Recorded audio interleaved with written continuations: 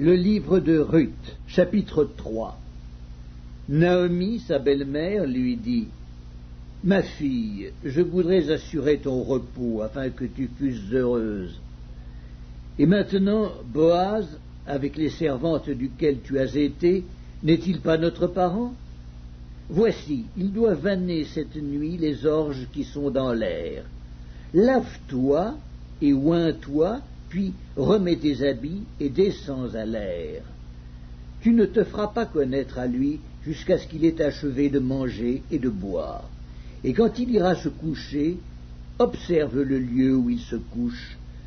Ensuite, va, découvre ses pieds et couche-toi. Il te dira lui-même ce que tu as à faire. » Elle lui répondit: « Je ferai tout ce que tu as dit. » Elle descendit à l'air et fit tout ce qu'avait ordonné sa belle-mère. Boaz mangea et but, et son cœur était joyeux. Il alla se coucher à l'extrémité d'un tas de gerbes. Ruth vint alors tout doucement, découvrit ses pieds et se coucha.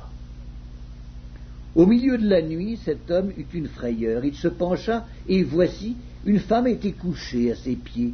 Il dit: « Qui es-tu » Elle répondit: « Je suis Ruth, ta servante. Étends ton aile sur ta servante, car tu as droit de rachat. » Et il dit: « Sois bénie de l'Éternel, ma fille. » Ce dernier trait témoigne encore plus en ta faveur que le premier, car tu n'as pas recherché des jeunes gens, pauvres ou riches.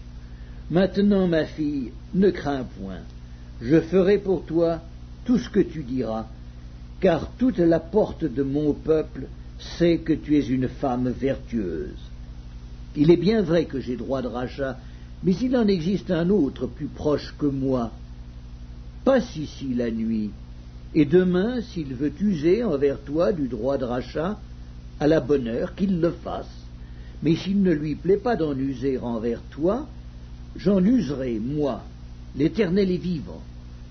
Reste couché jusqu'au matin. » Elle resta couchée à ses pieds jusqu'au matin, et elle se leva avant qu'on pût se reconnaître l'un l'autre. Boaz dit: « Qu'on ne sache pas qu'une femme est entrée dans l'air. » Et il ajouta: « Donne le manteau qui est sur toi, et tiens-le. » Elle le tint, et il mesura 6 mesures d'orge, qu'il chargea sur elle. Puis il rentra dans la ville.